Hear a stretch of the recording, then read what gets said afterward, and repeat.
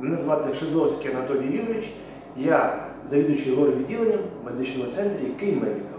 До нас поступив хворий із онкопатією – це храп, а також утрудненим носовим диханням.